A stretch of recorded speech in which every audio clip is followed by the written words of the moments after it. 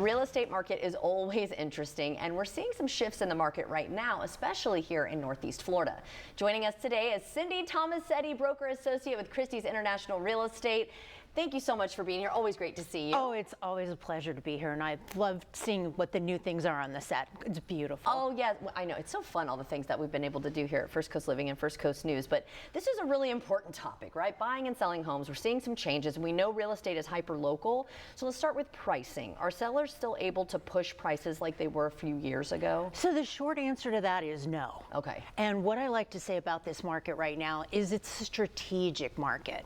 May on the First Coast is traditionally and right now one of the highest volume months. So there's plenty of activity, but there's a lot of balance. You're going to see some shortages in some very desirable areas, but it's generally a desirable market. Okay, good. A desirable balance market. And when I say strategic, if you're a seller, you need to price correctly right out of the gate. If your house is overpriced, it's going to sit on the market. Right. And we know that the longer they sit, typically the less you're going to get. You're going to have to do price reductions. Yeah. So you just don't want to do that. So you need to do your homework, be very informed, and make that decision of where to price. And what I see when that happens, when a home is priced correctly, it's staged, it's professionally presented and marketed, is those homes are going under contract in very few days. Oh, often, wow. Yeah, often multiple offers, sometimes more than the asking price, because they played strategically to the market. I feel like the worst thing a seller can do is go, oh, let's just test the market and see what happens.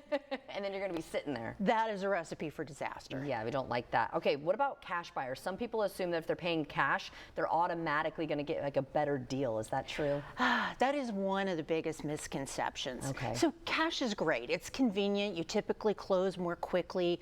There's less contingencies involved, but it is a convenience. Right. I have a listing right now where we had multiple offers on this home, but we had some offers for cash that came in 20, 30, even 50% of asking price. Oh my. Yeah.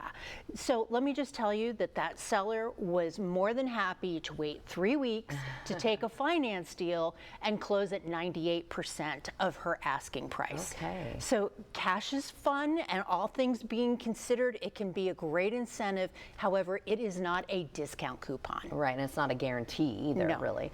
So how can buyers know if they're making a fair offer in today's market? Because, you know, some people even get offended sometimes. Right. Well, you know, homework. Okay. So either a buyer themselves or they're working with a trusted agent.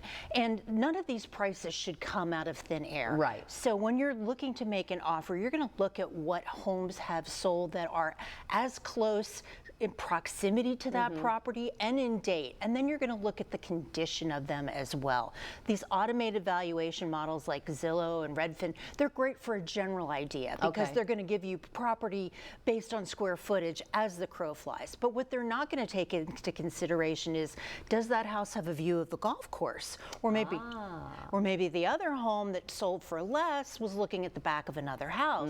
Does that home have, is it on a cul-de-sac where this one is on the crossroads? Those variances. So you have to take that into consideration. Right. Like maybe there's a bunch of ugly kitchens, so these homes sold for less, and this one has a brand spanking new $80,000 designer kitchen.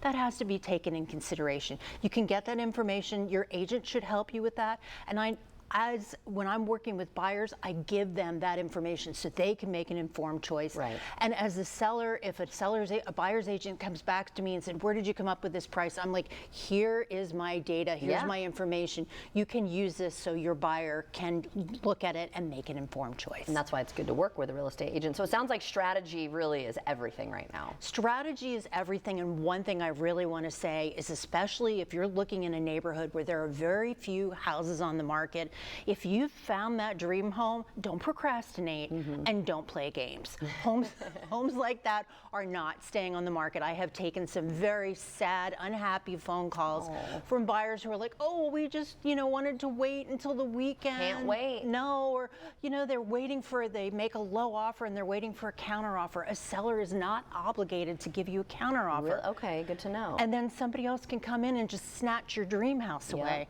So be strategic and be proactive. And work with the lovely Cindy Tomasetti if you'd like, if they want to. How can they do that? They can find me at cyndy.tomassetti.com. Okay, awesome. Well, thank you so much for joining. You look fabulous. by Oh, the way. thank I meant you. to tell you that at the beginning. But thank you so much. You're always helping us out with the ever-changing real estate market. So thanks again.